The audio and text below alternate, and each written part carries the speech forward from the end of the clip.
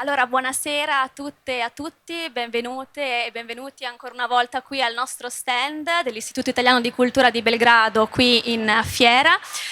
Siamo giunti all'ultimo incontro di questa lunga maratona letteraria e oggi abbiamo il grande piacere e l'onore di avere con noi Mario Desiati per la presentazione dell'edizione serba del libro Spatriati o Spatriate, vincitore del premio Strega 2022. Dobro večer i dobrodošli još jednom na naš posljednji susret sa književnicima ovde. Imali smo dugi maraton ovde na našem štandu Italijanskog instituta za kulturu. Danas nam je čast da je sa nama spisatelj Mario Desiati, čiji je roman dobio nagradu Strega 2022. godine. To je roman Neukorenjeni. L'edizione in serbo è stata realizzata con il contributo alla traduzione del Ministero degli Affari Esteri e della Cooperazione Internazionale, pubblicata dall'editore Geopoetica, con la traduzione di Aleksandar Levi e di Mirela Radosavljević. Ova knjiga je objavljena uz podršku Ministarstva spoljnih poslova, objavila je Geopoetika sa prevodom Aleksandra Levija i Mirele Radosavljević. Saluto la direttrice della casa editrice Geopoetica, Jasna Novakov-Sibinović. I pozdravljam direktorku Geopoetike Jasnu Novakov-Sibinović.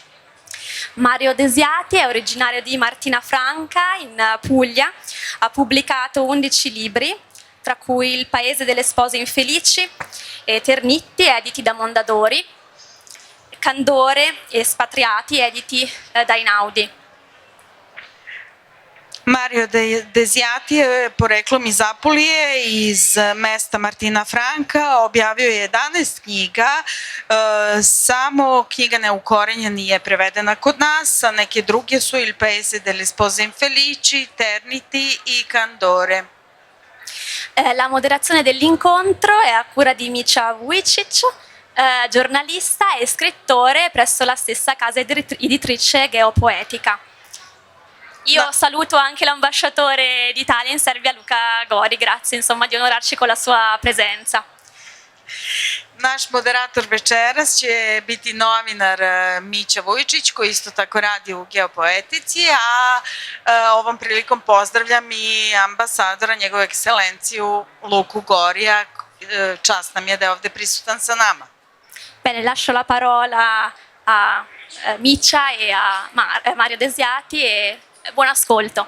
Dajem reč Mići i Mario Desiatiju.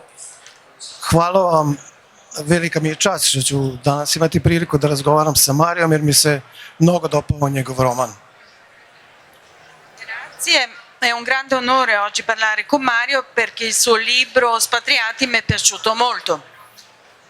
Međutim, pokvarili su mi intervju. Prvo pitanje je trebalo da bude da li ste nekada bili u Beogradu, ali neko mi je došapnuo, ipak sam ja novinar, ne pitaj Marija, neće ti reći. E la mia prima domanda stasera doveva essere è la sua prima volta a Belgrado, invece visto che io sono giornalista e conosco tantissime persone, qualcuno mi ha detto non glielo chiedere, non ti risponderà a questa domanda. Io provo a risponderti. Sono la prima volta a Belgrado e sono andato a salutare subito un mio caro amico.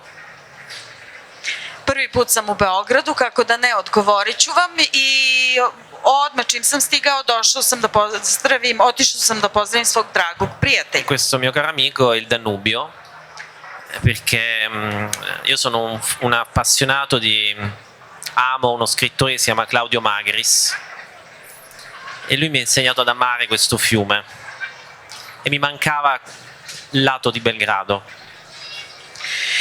Dakle, taj moj prijatelj koga sam otišao odmah da pozdravim je Dunav, a sada ću to objasniti. Znači, ja zaista jako volim spisatelja Klaudija Magrisa i on mi je preporučio da odmah pozdravim Dunav kad dođem u Beograd. E mi ha detto una cosa.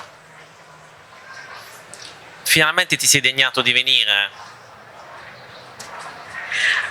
I otišla sam da pozdravim Dunav koji mi je rekao, najzad si došao da me pozdraviš. Da, pisci rade u samoći na rukopisu i neprekidno su sami, a onda se dogodi taj trenutak kada moraju da zakorače, recimo do Dunava, i posle toga uđu u gužvu sajma knjiga. Šta mislite o sajmovima knjiga? Da li volite sajmove knjiga? Tu svako može da kaže o vašoj knjizi šta želi, da li mu se svidela ili ne, da vam udeli neki savjet. Posmatrao sam pisce koji ulaze na sajam knjiga. Neki od njih su toliko uplašeni, izgledaju kao deca kad igraju skrivača ili žmurke, onako hodaju polako i kao da paze ko će iskočiti ispred njih. Sì, gli scrittori vivono e scrivono in solitudine e poi arriva il momento quando devono uscire fuori nel mondo e andare a salutare il Danubio in questo caso e poi entrare nella confusione della fiera del libro dove c'è tantissima gente e tanti vogliono parlare della sua opera e ognuno vuole dire quello che ne pensa. Come si sente lei alla fiera? Le fiere sono sempre una grandissima occasione per conoscere soprattutto gli editori più indipendenti, gli editori che è più difficile trovare nelle grandi catene. Io vengo da un paese dove in Italia insomma ci sono tante fiere del libro, c'è quella più importante a Torino, ma poi ce ne sono tante in ogni regione e sono una grande occasione. Anche io ho lavorato anche come negli stand, quando ero più giovane ho fatto tutta la trafila nell'editoria, sono stato standista, ho lavorato nelle case editrice, sono stato magazziniere, traduttore, di tutto ho fatto. Grandi occasioni di feste, grandi party, grandi amori che nascono nelle fiere, come nelle gite, grandi tradimenti anche, di tutto. Mi scuso, ho detto una cosa che non dovevo dire. No. Sajmovi su svakako prilika za upoznavanje. Mene najviše zanima da upoznajem nezavisne izdavače.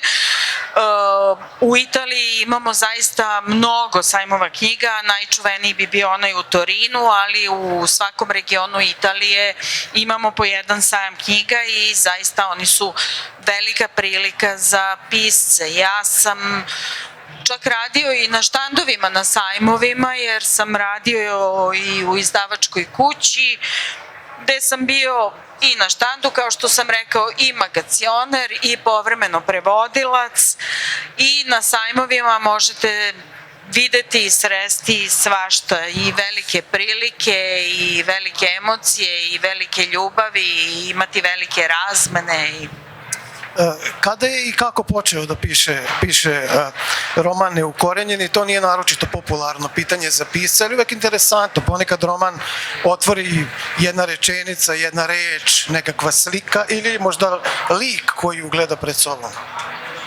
Come quando ho iniziato a scrivere Gli Spatriati, forse non è una domanda giusta per uno scrittore, però so che un romanzo può partire da una parola, da una frase, da un'idea. Allora, il libro è nato dal titolo, che è un po' insomma quello che quando uno scrive un romanzo è l'ultima cosa magari a cui pensare, il titolo. Invece io sin da quando ero ragazzo sapevo che avevo fatto lo scrittore e sapevo che a un certo punto avevo scritto un libro che si chiama Spatriati. Spatriati è una parola anche italiano. In italiano vuol dire, tra l'altro, una doppia utilizzazione sia transitivo che intransitivo. Spatriato è mandato via o è andato via. Nel dialetto del mio paese vuol dire anche una persona che non ci sta bene del tutto con la società, irregolare, una persona che non funziona, è un modo per offendere. Poi continuo così.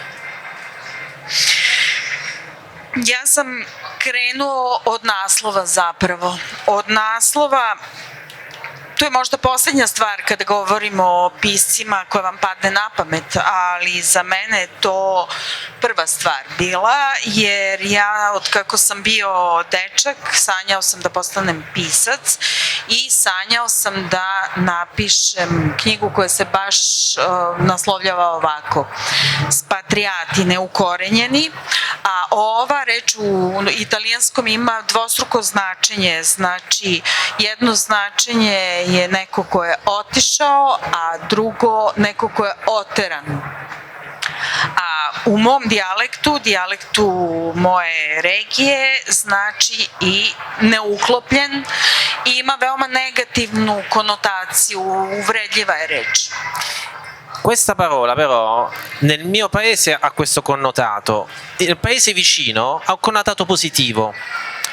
Questo perché gli italiani sono bilingue quasi, perché tutti gli italiani parlano un dialetto, ma un dialetto che molto spesso è diverso già da una famiglia a un'altra, cioè ci sono delle parole, già il mio vicino di casa, perché magari sta in un altro comune o in un'altra contrada, parla una lingua diversa e il dialetto influisce nella lingua italiana moltissimo. Gli scrittori, per esempio, facevo un esempio prima, gli scrittori di area toscana come Sandro Veronesi, come Edoardo Nesi, come Fabio Genovesi, si chiamano tutti Nesi, usano moltissimo il verbo garbare invece di piacere. Mi garba, invece di mi piace. Il protagonista di questi libri dice continuamente mi garba, garbare, garbare. Quindi il dialetto entra nella lingua degli scrittori. Per me è molto importante, e per me partire da una parola dialettale, che poi il dialetto è un po' la lingua dell'anima, perché è la lingua che ci tiene connessi un po' alla famiglia da cui veniamo, dall'origine da cui veniamo, ma anche dalla terra da cui noi poi vogliamo tagliare. E quindi cosa c'era di meglio che reinventare una parola del mio dialetto, questa parola con cui ero stato offeso tutta la vita, invece diventare un po' il simbolo del riscatto di questi due protagonisti di Francesco e Claudia. Ali naravno ovo je dijalektalna reč i već u Seocu pored mog ova reč znači nešto pozitivno, ima pozitivnu konotaciju i kod dijalekta je veoma zanimljivo zato što i u okviru jedne porodice, od porodice do porodice mogu da se menjaju upotrebe dijalektalnih izraza, te dijalekat utiče mnogo i na književnost. Na primer, eto uzmimo i Veronezija i Genovezija iz toskanske književnosti, kod njih je dijalekat isto jako prisutan i utiče na njihov izbor reči. Tako da dijalekat je duša, deo naše duše, jer nas taj dijalektalni jezik vezuje za porodicu, za mesto iz koga potičemo. A ja sam sa ovim naslovom koji je na mom dijalektu malo uvredljiv želeo zapravo da ga pretvorim u nešto pozitivno kroz dva glavna lika koja u knjizi opisujem. Dva glavna lika se potpuno razlikuju. Njihove razlike su takve da čitalac bukvalno osjeća bol, a pritom su povezani s snažnim emocijama, kakve je teško prepričati i definisati. I volim rečenicu, pre nego što sam upoznao Klaudiju, stvarnost je bila ono što su za meni drugi pričali. Dakle, nešto što on vidi. Kako je došao do takva dva suprotna lika? Da li to možda ima veze sa autobiografskim elementima ili su oni potpuna fikcija? Junaci su izuzetno uverljivi, što je najvažnije za ovako jedan dobar roman.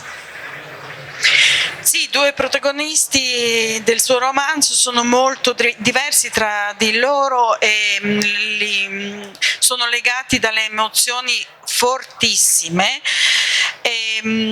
Francesco dice che prima di conoscere Claudia la realtà per lui era quella che gli altri gli raccontavano. Allora loro sono due contrari molto forti E come è arrivato a questi due protagonisti? È una cosa autobiografica oppure pura finzione? No, c'è sempre un elemento, lo diceva Elsa Morante molto meglio di come lo sto per dire. Elsa Morante diceva: in tutti i libri, in ogni romanzo di uno scrittore, anche se è un romanzo storico, anche se è un romanzo che parla di un UFO che è atterrato, c'è comunque qualcosa che scappa dello scrittore, gli sfugge, qualcosa che non riesce a controllare. Sicuramente io, quando ho iniziato a scrivere questa storia, c'è un elemento biografico, e io ero in quel momento a Berlino come lo è Claudia, e immaginavo un romanzo con la voce di Claudia, con la storia di Claudia. Francesco è arrivato molto dopo, e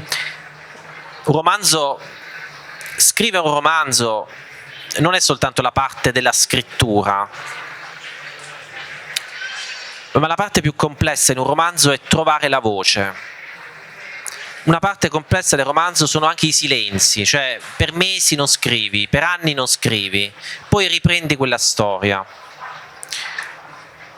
Stendhal scrive La Certosa di Parma in 18 giorni, 300 pagine mirabili, straordinarie.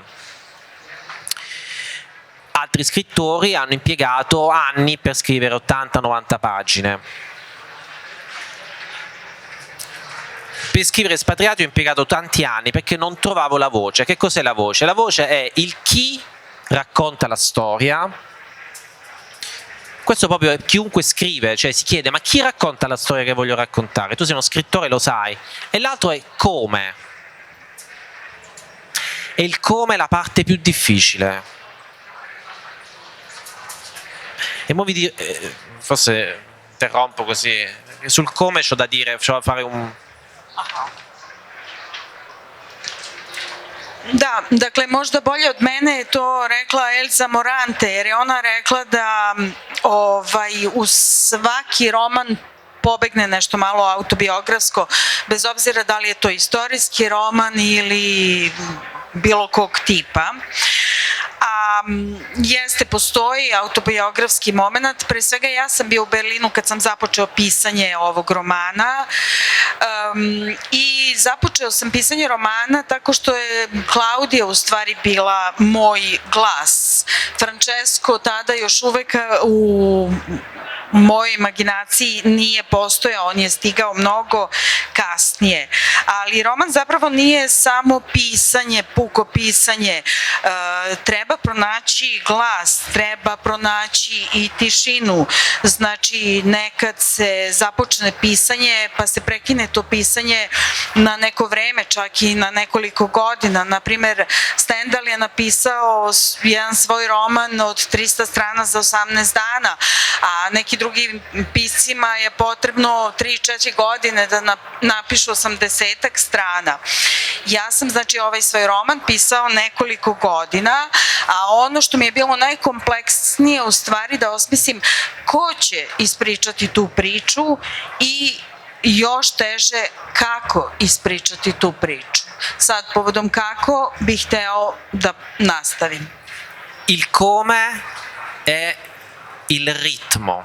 Ritmo è la parola fondamentale della vita dell'uomo, perché viene una parola greca, stesso pantarei, è lo scorrere,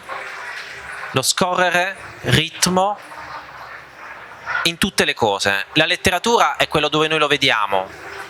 I poeti Memones imparavano le tradizioni, gli aneddoti delle loro famiglie, delle loro tribù e li trasferivano ai discendenti grazie al ritmo, perché non c'era ancora la scrittura. Quindi la letteratura nasce dalla parola, dalla necessità di trasferire la propria esperienza, la propria lingua, la propria storia attraverso qualcosa che è fatta di questo ritmo. Ma il ritmo è anche nelle relazioni. La persona che noi amiamo, la persona con cui noi stiamo bene, è una persona che ha un ritmo che va col nostro, anche se è l'opposto. Ma immaginiamo come se fosse un concerto dove c'è un basso e un contrabbasso e i ritmi si incontrano e diventano un'armonia, e questo è il come, ed è la parte più difficile nella letteratura, rendere quel ritmo un'armonija. I dakle, to pitanje kako, to je zapravo ritam i to je osnovno u književnom delu. Ritam znači je zapravo grčka reč i on je uvek prisutan u književnosti.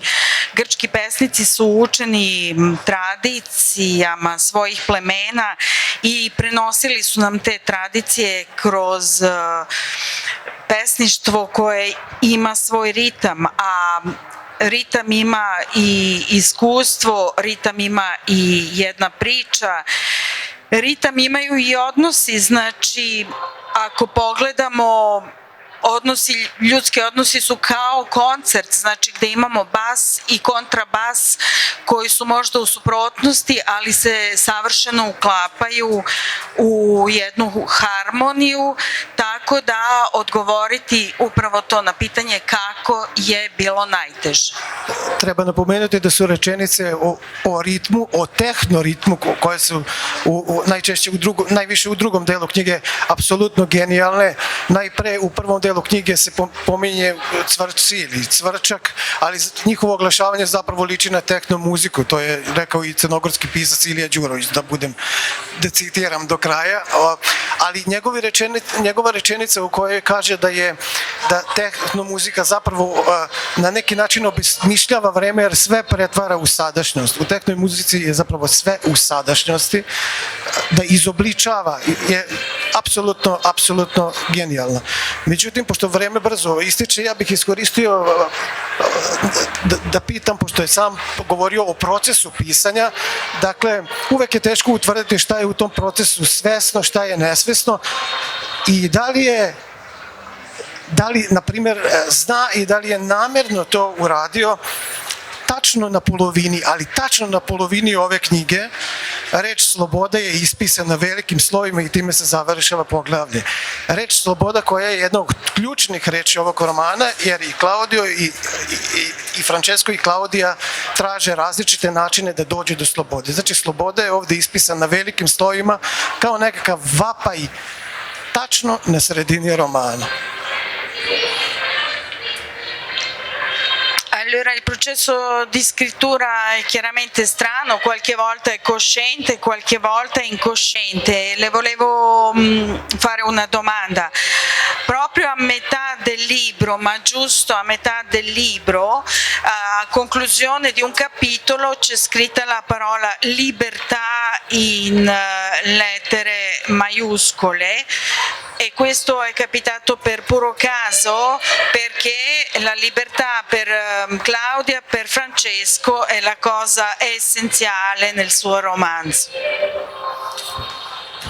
Quel passaggio l'ho scritto in maiuscolo perché nel linguaggio anche dei social il maiuscolo è l'urlo e a volte è anche maleducato. Se tu rispondi a un messaggio su un post stampatello è come se tu stai urlando, stai alzando la voce. Però in quel momento Claudia scrive sul suo diario quella parola e ha bisogno di urlarla e quindi usa quelle lettere e le mette in stampatello. Ma io penso che tutta la letteratura sia connessa alla libertà, perché la letteratura nasce sempre come una forma di dissidio dell'io, una forma di dissidio alla realtà che è attorno. Un poeta, uno scrittore non descrive soltanto, ma cerca qualcosa che non c'è o che non si vede. E ovviamente quando dico questa cosa pensavo ad Archiloco, perché lui fu uno di quelli che proprio la tematizzò. Archiloco, un lirico greco, uno dei padri appunto del concetto che la letteratura nasce come dissidio, ma anche come indagine del nostro mondo interiore. Molte volte noi siamo ostaggio del buio perché non conosciamo quello che c'è dentro di noi E quindi quella libertà di Claudia è anche il riscatto dal proprio buio interiore. Voglio citare una frase di Octavio Paz, poeta peruviano, che diceva: la poesia salverà il mondo. E tutti dicevano: come fa la poesia a salvare il mondo? Lui si riferiva al mondo interiore, perché la poesia ci dà gli strumenti per scoprire quello che abbiamo dentro, che non conosciamo, anche i traumi che non conosciamo, anche il male che non conosciamo dentro di noi, che appare sul corpo. Noi non riconosciamo perché stiamo male, perché abbiamo quella nevrosi, perché siamo spaventati, perché ci è venuta un'ansia, ma poi la poesia ci dà una strada. E come la dà? Col ritmo. Anche il corpo è il ritmo, il cuore batte col suo ritmo, e finché il ritmo è quello noi siamo vivi. Da, kao što znate, u jeziku društvenih mreža velika slova su povik, vrisak, urlik, tako da, u tom trenutku Klaudija piše u svom dnevniku i zapravo hoće da zaurla tu reč sloboda. A inače, književnost je uvek vezana za slobodu, jer svaki književnik pokušava da na neki način napravi otklon od sebe samog i otklon od realnosti koja ga okružuje i traži često nešto čega nema ili nešto što je nevidljivo. I grčki pesnici su isto tako istraživali svoju unutrašnjost i mi smo zapravo kao neki taoci našeg sopstvenog unutrašnjeg mraka, to su smatrali i grčki pesnici. Tako je i Klaudija u nekom unutrašnjem mraku.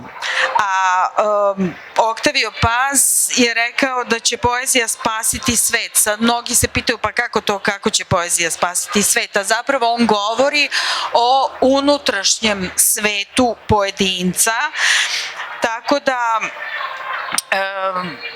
treba da otkrijemo, znači, ono što kod sebe ne poznajemo, treba da otkrijemo svoje traume, svoju bol, svoju anksioznost, a poezija može da bude put ka tome, ka osvetljavanju unutrašnjeg mraka, a isto tako i ritam je put ka tome, pa samo kad pomislimo kako kuca naše srce i ono ima svoj ritam.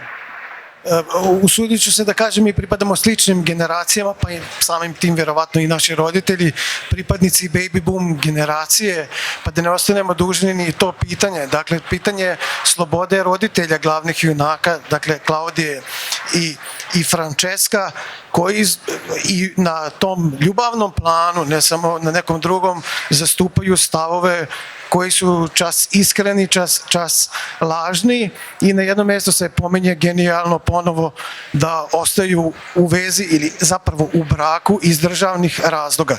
Dozvolite mi anegdotu, kada sam ja bio mali i odrastao u komunističkoj Jugoslaviji, pojavljivali su se moji preci koji su dobijali zube od države, oni su ih i nazivali državni zubi, bili su, to je ovo kao državne veze u njegovom romanu, i bili su strašno raspoloženi kad dobiju te državne zube i grizli su sve živo, otvarali su flaše tim zubima, ono sve šta im se nađe na putu, oni su isprobavali i govorili pogledaj, imam državne zube. U ovom romanu mi otkrivamo junake roditelje koji često puta ne zastupaju ono što zapravo misle i šta osjećaju iz državnih razloga. Noi apparteniamo forse alla stessa generazione, i nostri genitori alla generazione baby boom, e i genitori di Claudia e Francesco, dove stanno loro con la libertà, perché vediamo che a momenti sono molto sinceri, a momenti sono completamente falsi, e restano sposati, come si dice nel libro, per le ragioni statali. noi qui vivevamo nel socialismo e queste ragioni statali mi hanno fatto pensare ai denti statali, perché qui i nostri anziani dallo Stato avevano questi denti gratuiti, aprivano addirittura le bottiglie con questi denti statali e dicevano non può accadere nulla, sono denti statali. Allora questi genitori che restano a causa delle ragioni statali in un matrimonio, ce li può un po' avvicinare? Forse una sfumatura della traduzione interessante che sposta un po', nel senso che loro restano insieme per le apparenze e ragion di Stato, cioè la ragion di Stato è nel senso di dire la ragione di stato familiare, cioè per non sconvolgere il sistema. Ma il libro si innesca, però insomma... Ovo je verovatno malo i u prevodu došlo do ti državni razlozi, zato što ono što sam ja mislio da oni zapravo da bi održavali neku prividnost u tom malom gradu ostaju u braku, znači iz nekih prividnih i porodičnih razloga, da ne bi prosto pravili probleme i talasali u tom malom mestu. E questo equilibrio finto in queste due famiglie viene smascherato a un certo punto, però si parte da un presupposto: in ogni famiglia ci sono dei segreti, anzi non ci sono segreti, si sa tutto, ma non si dice, c'è il non detto, cose magari che uno sente ma che non vengono verbalizzate. L'esempio del libro sono due famiglie dove i due genitori hanno delle relazioni extraconiugali e il segreto di Pulcinella è che l'amore è finito, non c'è più l'amore.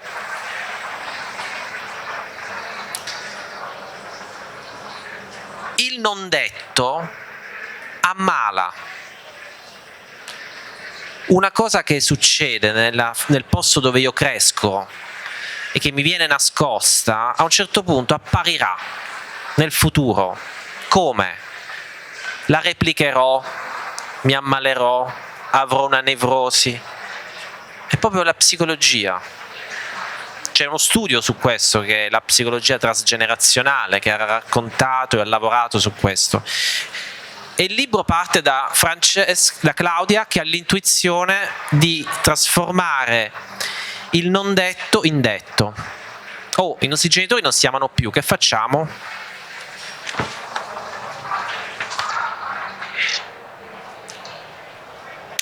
Ovde u romanu se zapravo ta lažna ravnoteža na kraju razotkriva. Znači, od pretpostavke tajne dolazimo do razotkrivanja, ali u svakoj porodici postoje tajne. Zapravo to nisu tajne, to je nešto što svi znamo, ali prećutno, neverbalno. Ovde imamo dve porodice, a u te dve porodice po jedan roditelj ima vezu koja je vanbračna i to je tajna veza, a to prećutno, ta ćutnja zapravo nas dovodi često do toga da se razbolimo. Znači ono što se krije se zapravo vidi na kraju našoj budućnosti, vidi se tako što ćemo mi možda ponoviti greške svojih roditelja ili vidi se tako što nas dovodi do bolesti. Znači to je transgeneracijska psihologija i o tome se danas puno govori. A Klaudija u romanu to neizrečeno ili neizrecivo pretvara u očigledno. Francesco toliko pati za Klaudijom da u jednom trenutku moli Svetog Duha da se ona pojavi. Pa bih voleo da na kraju ovog razgovora ili pri kraju porazgovaramo o religioznosti ili opšte o religiji. Mislim da su to najuzbudljiviji delovi ili jedna od stvari koja se meni najviše dopala. Dakle, roman je smešten u divan krajolik, oni se kreću kroz različite sakristije, crkve i tako dalje i razgovaraju o tome, ali prije toga moram da kažem i da ispričam šta se meni desilo pre nekoliko dana u crkvi. Jedna devojčica, dakle bilo je neko slavlje, jedna devojčica je stajala ispred mene i držala je helijumski balon u ruci, slučajno ispustila helijumski balon i po zakonima fizike on je morao da završi na najvišem mestu. A na najvišem mestu je bila freska na kojoj su prikazani apostoli i u samom centru te kupole, na samom vrhu je bio Sveti Duh i helijumski balon je stao tačno preko goluba koji pokazuje, dakle, koji je Sveti Duh. I šta se dogodilo? Više niko nije gledao popa, nego su svi gledali u plafon, kao i oni ljudi gore sa freske. Ja sam se setio vas. Ja sam rekao, u pravu je Mario kad je rekao da postoje dve stvarnosti. Nekoliko puta u romanu se to pomenje. Dakle, postoje dve stvarnosti ili možda čak više njih. Francesco soffre tanto e chiede allo Spirito Santo di far apparire Claudia ad un certo punto. Quindi la religione è presente nel suo libro e sono le parti più emozionanti per me del suo libro, lì dove parla di questi paesaggi bellissimi, delle sagrestie, delle chiese.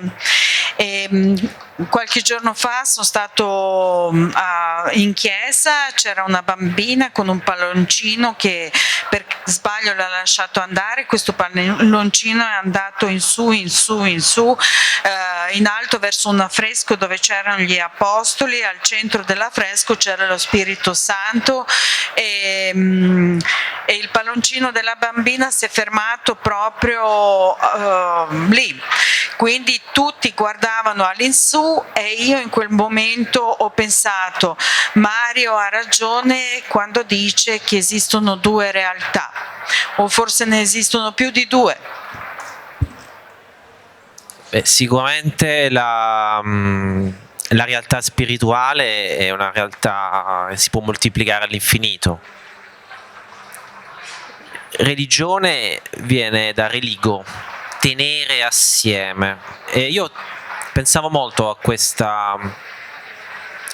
alla rilegatura della religione sulla vita di Claudio e Francesco, proprio alla sua origine latina di questa parola. Ci pensavo mentre scrivevo questa storia, e c'è un momento in cui loro vedono e entrano in contatto con l'altra dimensione attraverso il disegno dello Spirito Santo di Domenico Carella, che è un quadro meraviglioso del 1803, un'ultima cena nella collegiata di San Martino, dove sulla testa degli apostoli e sul Cristo c'è proprio questa specie di braciere enorme che assomiglia, da bambini pensavo fosse un UFO, e tutti dicevano ma quello è un UFO, e nessuno aveva il coraggio di spiegare no, ma quello è lo Spirito Santo. E Claudio e Francesco entrano in contatto con la dimensione spirituale attraverso l'arte, che era la grande intuizione, è stata la grande intuizione del cattolicesimo, era quella dell'arte come modo per trasferire il più possibile la spiritualità delle scritture. Non è un caso che in Italia ancora oggi i luoghi d'arte più importanti siano appunto spesso luoghi cristiani, luoghi legati alla religione. C'è un rapporto fortissimo fra l'arte e la religione. Da italiano questa cosa è stata molto... ho provato ad elaborarla attraverso uno sguardo diverso, cioè attraverso uno sguardo nuovo, anche spatriato pure quello, nel senso che comunque lo sguardo di due figli di una generazione che nasce in un'epoca e si trasferisce lentamente in questa epoca, passa dall'analogico al digitale, non soltanto dal punto di vista tecnologico, attenzione, ma anche dal punto di vista delle sensazioni, delle relazioni e delle relazioni con la spiritualità. No, scusami, ho proprio tradito tutte le regole che bisogna fare quando si fa la traduzione, cioè di parlare piccole frasi. È un incubo, sono un incubo, scusami. Ti chiedo scusa, mi vergogno. Apsolutamente. No, cioè, Znači, govorimo o spiritualnom koje nas zapravo uvodi u nešto što je beskonačno. Znači, religija, reč koja potiče iz latinskog, zapravo u prevodu znači nešto što nas drži na okupu, nešto što nas spaja. Tako da sam ja i kroz Klaudiju i Francesca pokušao na taj način da vidim religiju. Predstavio sam tu i poslednju večeru Domenika Carele slikanu 1803. I ja kad sam gledao tu fresku uvek sam video nešto na glavi apostola i kad sam bio mali govorio sam pa šta je ovo, neki NLO? Međutim, posle su mi rekli ćuti, pa to je Sveti Duh. I zapravo mi kroz umetnost imamo kontakt sa spiritualnošću, naročito u Italiji. Umetnost je način prenošenja spiritualnog običnom čoveku.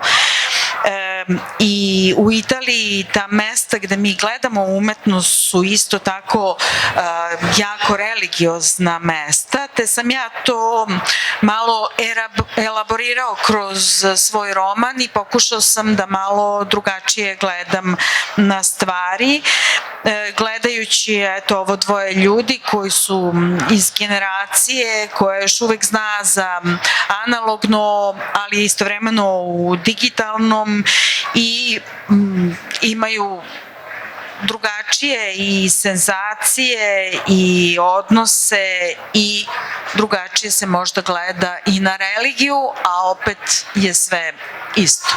Na kraju ćemo napomenuti da je važna i Biblija ili pojedini biblijski citati kako se oni kasnije modifikuju kroz roman i upotrebljavaju. Dakle, ja sam onaj koji jesam, to početno dolazi do toga i to da ne otkrivam radnju do jednog od junaka koji se šminka, izlazi i kaže evo ovo sam ja. A na kraju imamo i citat, dakle, pesnika, mislim da je njegovo ime Rafaele Carijera, koji kaže ja sam onaj, a onda nabraja, ja sam onaj koji greši, tako nabraja šta već sve ljudi u životu rade. Čini mi se da nije ni malo slučajno što ovaj roman dobio najprestižniju italijansku književnu nagradu, je na jedan umetnički način, a opet izuzetno uzbudljivo odgovara na to teško pitanje. Ko sam ja? Ja sam onaj koji jesam.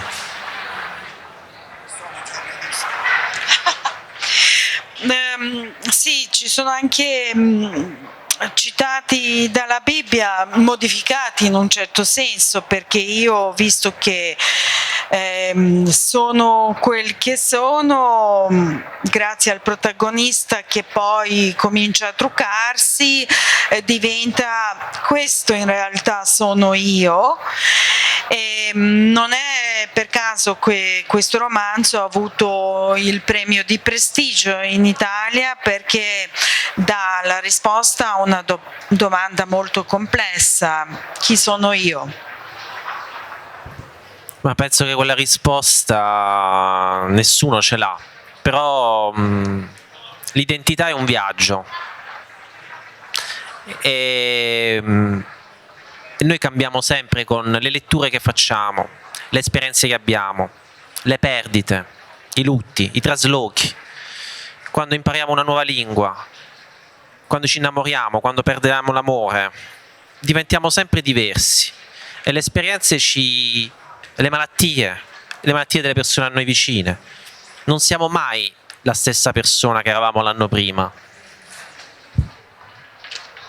Zapravo na odgovor ko sam ja, niko nema odgovor u stvari na to pitanje ko sam ja. Identitet je jedno putovanje putovanje koje nas vodi kroz književnost, kroz knjige koje smo pročitali, kroz naše iskustva, kroz gubitke koje smo pretrpeli, kroz ljubavi, kroz raskide, kroz nove jezike koje učimo. Tako da identitet je jedno dugo putovanje. To je dobra rečenica da završimo razgovor. Hvala, bila mi je velika čast da razgovaramo i nastavljamo na štandu geopoetike. Tamo je potpisivanje knjiga, izvolite. I hvala vam na ovoj prilici. Grazie mille, concludiamo qui, però continuiamo allo stand della Geopoetica dove Mario firmerà i libri. Hvala na prevodu.